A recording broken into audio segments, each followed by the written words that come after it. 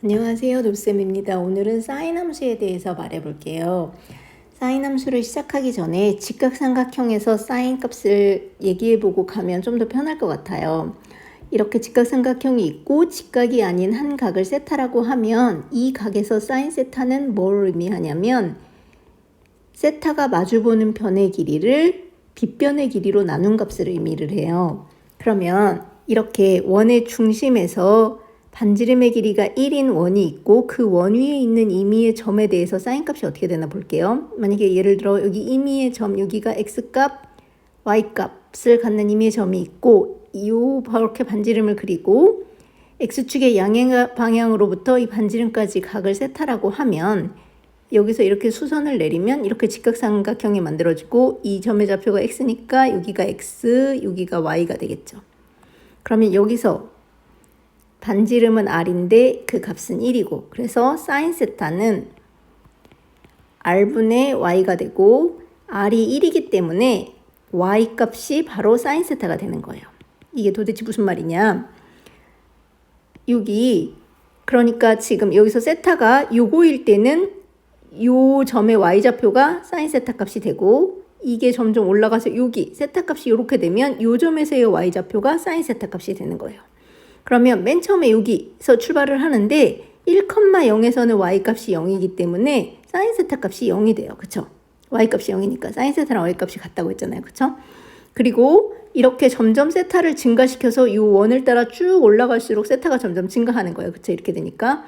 그래서 여기 90도까지 올라가면 y값이 1이기 때문에 여기서는 1이 되겠죠. 2분의 파이 90도일 때는 여기 1. 그래서 0부터 1까지 이렇게 증가하는 모양이 되는 거예요.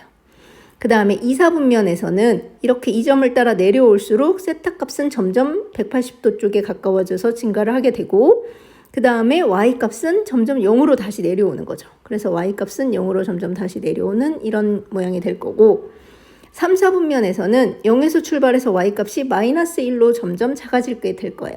그래서 여기 270도가 되면 이렇게 마이너스 1로 점점 작아지는 이렇게.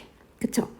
그리고 다시 4, 4분면에서는 세타 y값이 점점 0으로 마이너스 1에서 0으로 이렇게 가까이 가겠죠.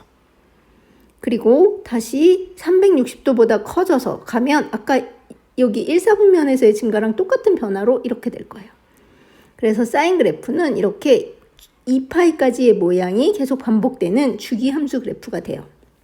그래서 y는 sin x라는 그래프가 있으면 얘는 최대값은 1, 그 다음에 최소값은 마이너스 1, y좌표의 최대가 이럴 수밖에 없으니까 최소도, 그 다음에 주기는 2파인 함수가 돼요. 그러면 이 sin x에다가 임의의 값을 곱해줘서 만약에 예를 들어 y는 2 sin x가 됐다고 치면 얘는 다른 건 변하지 않지만 여기다 다 이 2배를 해준 거기 때문에 여기 0일 때는 변하지 않겠지만 여기 최대값이 바로 2배가 되겠죠. 이렇게. 최소값도 마이너스 2배가 될 거고 이렇게 될 거예요. 그래서 y는 a sin x라는 그래프에 대해서는 최대값은 절대값 a가 되고 최소값은 절대값 마이너스 a가 돼요. 그런 다음에 x 앞에 개수도 사실 어떤 값이 붙을 수가 있어요. 예를 들어서 sin 2x 이런 식으로 되면 얘는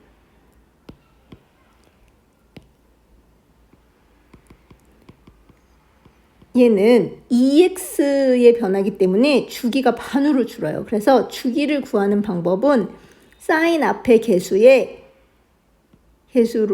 2파이를 나눠준 게 바로 주기가 될 거예요. 그래서 여기 지금 2이기 때문에 2로 나눠주면 주기가 파이인 함수가 되거든요. 얘는.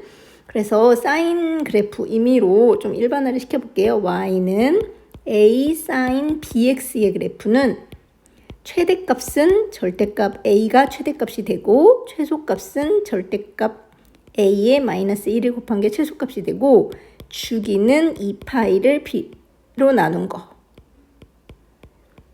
주기가 될 거예요.